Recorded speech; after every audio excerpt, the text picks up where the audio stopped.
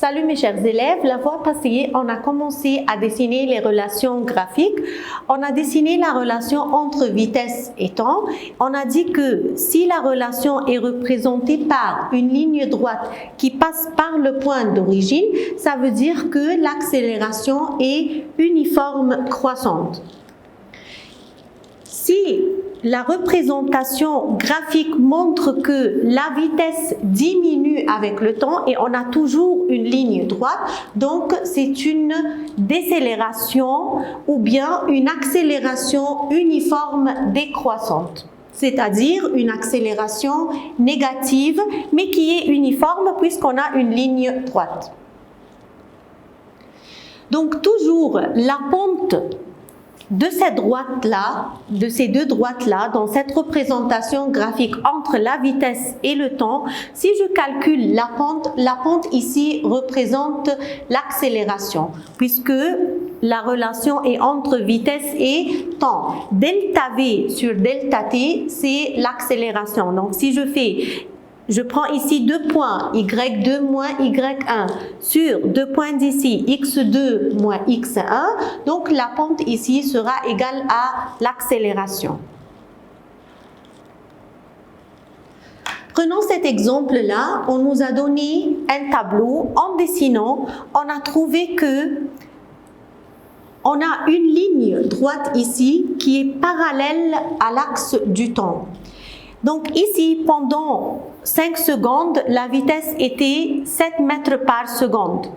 On a 15 secondes, la vitesse est toujours 7 mètres par seconde.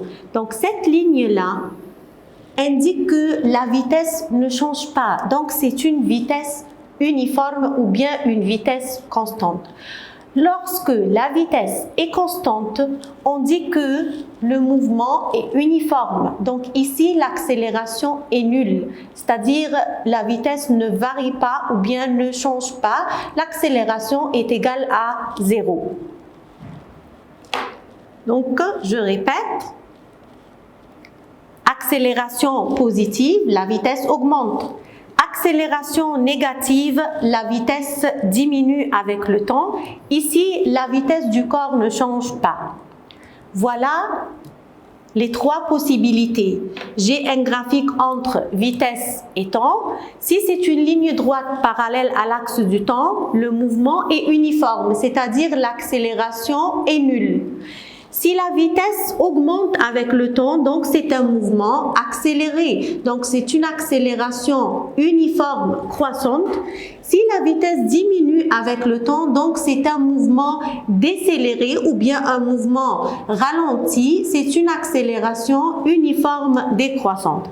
Et voilà ici un graphique où on peut avoir les trois possibilités. Le corps a commencé son mouvement avec une accélération croissante, la vitesse augmentée avec le temps. Et puis, après un certain temps, il a gardé une vitesse constante ou bien une vitesse uniforme. Et puis, il a commencé à utiliser les freins, par exemple, et la vitesse diminue avec le temps. Donc ça, c'est vitesse temps. Ici, on a accélération croissante, uniforme croissante, accélération positive, la vitesse augmente, accélération nulle, c'est-à-dire la vitesse est uniforme, c'est le mouvement uniforme, et puis l'accélération uniforme décroissante, voilà la vitesse qui diminue avec le temps. Donc, il y a deux moyens pour représenter un mouvement uniforme ou bien une vitesse uniforme. Si je vous demande de faire deux représentations graphiques pour représenter un corps qui se déplace avec une vitesse uniforme, vous pouvez faire deux graphiques. Distance-temps, et dans ce cas-là, le graphique sera représenté par une ligne droite qui passe par le point d'origine. Cela veut dire que la vitesse est uniforme. Ou bien vitesse temps et maintenant la ligne devient parallèle à l'axe du temps. Donc, ce sont deux méthodes différentes pour représenter un mouvement uniforme. Je peux faire distance-temps, une ligne droite qui passe par le point d'origine, ou bien vitesse-temps, une ligne droite qui est parallèle à l'axe du temps. Merci beaucoup.